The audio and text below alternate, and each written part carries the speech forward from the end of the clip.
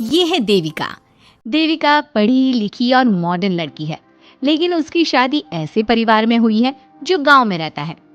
भले ही ये 21वीं सदी है, लेकिन देविका की ससुराल वालों की सोच वो तो 18वीं सदी से आगे बढ़ी ही नहीं।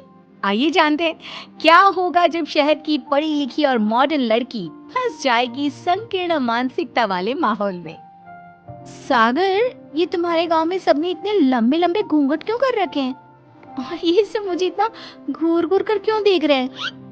अरे यार, तुम भी घूंघट कर लो ना, इसीलिए तो देख रहे हैं सब तुम्हें। कम ऑन सागर, मैं घूंघट नहीं कर सकती। तुम्हें पता है ना मैं कौन हूँ। लेकिन देविका, मेरे पिताजी, चाचा जी, बड़े भैया और जीजा जी ने तुम्हें बिना घूंघट के देख लिया ना तो बहुत गुस्सा होंगे और न जाने कौन कौन से फरमान सुनाएंगे। घर चलो, देखा जाएगा जो होगा। सागर देविका से कई बार कहता है कि वो घूंघट कर ले, लेकिन देविका सागर की नहीं सुनती और अपने ससुराल के दरवाजे पर पहुंच जाती है।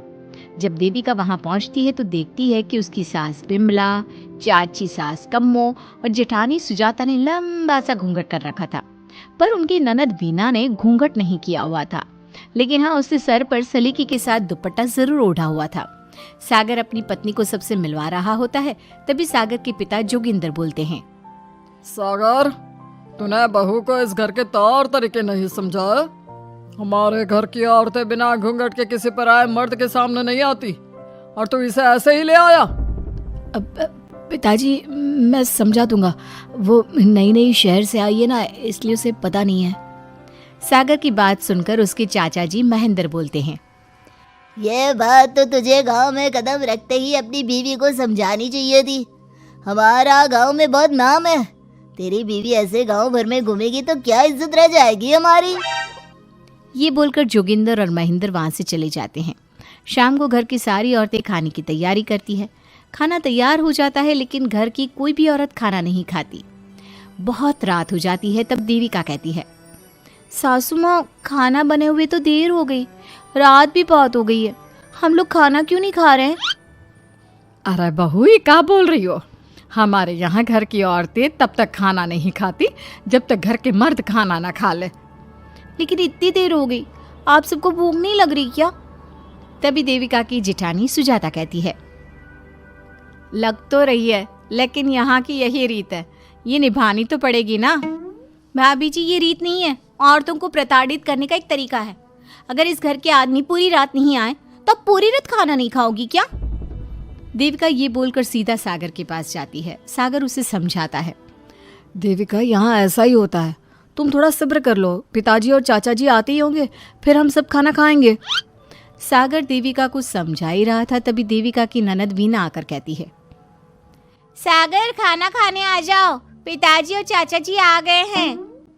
चलो देविका, तुम्हारा इंतजार खत्म हुआ। सागर खाने के लिए बैठ जाता है। जब सब खाना खाने बैठते हैं तो देविका भी बैठ जाती है। सागर धीरे से उसे कहता है, अरे देविका, ये क्या कर रही हो? तुम इस तरह हमारे साथ खाना नहीं खा सकती। मगर क्यों सागर, मुझे भूख लगी है, सब लोग खा रहे हैं तो मैं क्यों नहीं खा सकती? ये हमारे घर का नियम है, पहले घर के आदमी खाते हैं और बाद में औरतें। लेकिन सागर, हमारे घर में तो ऐसा कोई नियम नहीं है। देविका और सागर में बहस छिड़ जाती है। तब सागर का बड़ा भाई कहता है, सागर, तेरी बीवी को एक बार में समझ में नहीं आता क्या कि इस घर की औरतें मर्दों के खाना खाने के बाद ही खाना खा सकती है? भैया, मैं देविका को यही समझा रहा था। मुझे तो लग रहा है कि इसके दिमाग में कोई बात ही नहीं बैठती एक बार में। भैया, मेरे दिमाग में बात तब बैठेगी ना जब आपकी बात कोई ढंग की होगी। अरे आखिर क्यों घर की औरतों को आप लोगों की बात खाना मिलेगा? हाँ, अब से पहले घर की किसी औरत ने घर की किसी मर्द से इस लहजे में बात नहीं की थी, इसलिए वो सब देविका की बात सुनकर हैरान रह गए।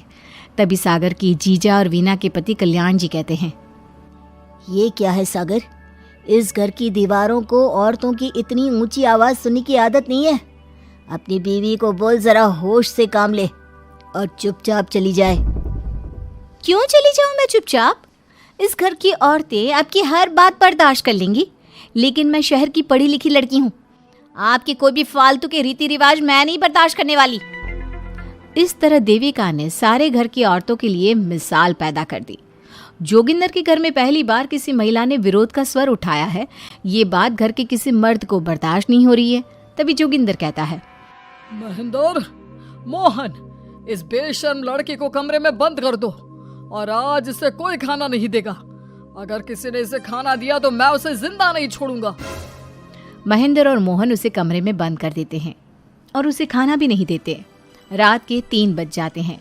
भूख की वजह से देविका को नींद भी नहीं आती। तभी उसे कुछ महसूस होता है। ऐसा लग रहा है कोई दरवाज़ा खोल रहा है, लेकिन इतनी रात को कौन हो सकता है? कहीं सागर तो नहीं? देविका उम्मीद भरी नजरों से दरवाजे की तरफ देखती है, लेकिन दरवाजा खोलने वाला सागर नहीं बल्कि विमला और कम्मो है। माँ जी, चाची जी, आप दोनों? बहू, ये ले, हम तेरे लिए खाना लाए हैं, खा ले। और ये बात ना तो किसी को बताना मत कि हमने तुझे खाना दिया है, नहीं तो हमारे मर्द मार मार कर हमारा बुरा हाल कर देंगे। माँ जी, आप यहाँ इतना घुट घुट कर क्यों रहती हो? देविका, अब तू भी इस घर की बहू है, तू भी हमारी तरह रहना सीख ले।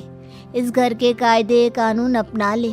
इस घर के मर्द तो कभी बदलने वाले हैं नहीं बहू, तो तू ही बदल ले अपने आप को। माँ जी, बदलाव अच्छे के लिए हो तो हमें बदलना चाहिए। बेकार और बेतुकी बातों का तो विरोध करना चाहिए। दोनों ने देविका को समझाने की कोशिश की, लेकिन देविका ने उल्टा उन्हें ही समझा दिया। इसी तरह एक दिन देविका किसी बात पर जोर जोर से हंस रही थी। तभी देविका की सास विमला ने उसे टोकते हुए कहा, अरे बहू, तू इतनी जोर जोर से क्यों हंस रही है? हमारे घर की औरत इतनी जोर जोर से नहीं हंसती। विमला अपनी बहू को समझा रही थी कि तभी महेंद्र बोलता है, अरे कम्मो, कौन है ये औरत जो बेशर्मों की तरह जोर जोर से हंस रही है? तभी कम्मो और देविका बाहर आ जाती हैं।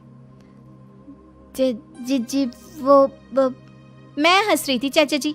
अब आप लोग हंसने पर भी पाबंदी लगाओगे क्या? तुम जैसी बदतमीज लड़कियों से मैं बात नहीं करना चाहता, लेकिन कान खोलकर सुन लो, इस घर की औरतें इतना जोर जोर से नहीं हंसती। और हाँ, तुम्हें पहले ही बता चुके हैं कि इस घर की दीवारों को औरतों की तेज आवाज सुनने की आदत नहीं है। इस घर की दीवारों को आदमियों की ऊंची आवाज सुनने की आदत है, लेकिन औरतों की नहीं। चाचा जी, आपके घर की दीवारें तो बहुत दोगली है। हर पाबंदी औरतों के लिए क्यों चाचा जी? औरतें ये नहीं कर सकती, औरतें वो नहीं कर सकती। औरतें सांस ले सकती है या उस पर भी पाबंदी है? चुप हो जाना बहू, मत बोल और घूंघट कर ले। ये तेरे चाचा ससुर है, थोड़ा तो लिहाज कर। कम्मो के समझाने पर भी देविका चुप नहीं होती। वो महेंद्र से ऐसे ऐसे सवाल पूछती है जिनका जवाब उसके पास होता ही नहीं। महेंद्र गुस्से से सागर को आवाज़ देता है। महेंद्र की आवाज़ सुनकर घर के सभी आदमी बाहर आ जाते हैं। जी चाचा जी, आपने बुलाया? अपनी मुंह जोर बीवी को यहाँ से ले जाने तो कुछ अनर्थ हो जाएगा। क्या हुआ चाचा जी? तेरी बीवी जिस तरह से मुझसे बात कर रही है, छोटे बड़े की तमीज नहीं है इसे। कम से कम 7 दिन तक ये कमरे से बाहर नहीं निकलनी चाहिए। अगर इसे मैंने कमरे से बाहर देख लिया तो किसी की खैर नहीं, समझे? पर मैंने कुछ गलत नहीं बोला। सागर, जो सच है मैंने वही कहा है। देविका, चलो मेरे साथ। लेकिन सागर, मेरी बात तो सुनो। सागर देविका को वहां से ले जाता है। इसी तरह से कई दिन बीत गए। अब देविका अपने ससुराल में हर गलत बात का विरोध करने लगी, लेकिन जितना ज्यादा वो विरोध करती, उसके ससुराल वाले उस पर उतना ही ज्यादा अत्याचार करते। अब देखना यह है कि देविका अपने ससुराल वालों के अत्याचार को यूं ही सहती रहेगी। क्या उसके ससुराल में घूंघट में औरतों का दम इसी तरह घुटता रहेगा? अगर आप इन सवालों के जवाब जानना चाहते हैं ना, तो हमें कमेंट करके ज़रूर बताइएगा। और हमारी स्टोरी को लाइक, शेयर और चैनल को सब्सक्राइब करना ना भूलें।